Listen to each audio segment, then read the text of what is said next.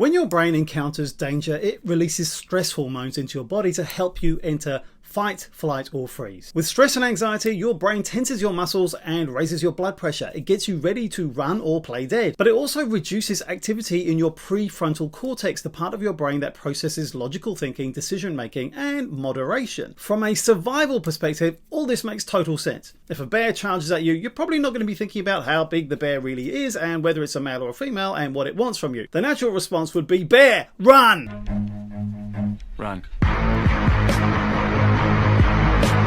So as you watch the painful consequences of a global pandemic on the news, fear switches off your rational brain and your panic brain switches on screaming, how is filling out a spreadsheet going to save you from this bear attack? Eat food, play dead, fight with anyone who messes with you.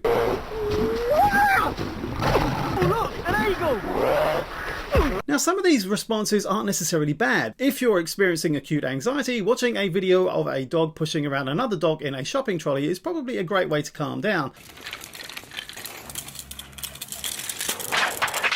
But it's also entirely possible to indulge in too much self-care. When you find yourself unhealthily binging on things that comfort you, whether it's food, TV, sleep, or video games, you're probably being avoidant with yourself. And in the long term, this can lead to dissociation, which is bad for your brain and your body. Dissociation can shut you off from the world, causing you to feel disconnected and helpless. It can make it hard to feel like you can bear others' pain, which in turn can disempower you from doing good. And all of this can make your recovery from all of this trauma harder after things normalize. So what can you do to feel more like your old self that was capable of doing that? It's vital to note that punishing yourself, telling yourself you're a slob who just needs to push through it all, won't work. Shame and guilt actually causes an increase in stress hormones in your body, which can trigger your anxious brain even more. In our society, we're so often taught that speed and efficacy are always better. But to get your logical brain back online, you actually need the opposite: mindfulness, calmness, and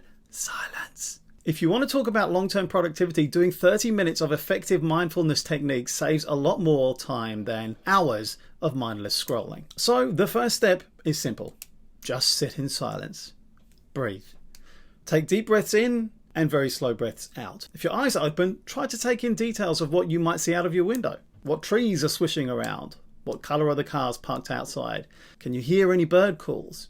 What do they sound like? Close your eyes and focus on the temperature of the air on the palms of your hands, or the feeling of the couch on your body. What you're doing here isn't just summoning some abstract form of inner peace. You're healing your body and your brain. Because when your brain is in panic mode, flooding your system with an excess of stress hormones, these chemicals can affect your physical health by lowering your immunity and causing inflammation. They can even change structures in your brain. Pulling your brain out of panic mode keeps your body operating at its best. And mindfulness techniques help you to turn down the knob of the volume of your default mode network, the part of your brain that causes racing, narrative, self-conscious thoughts.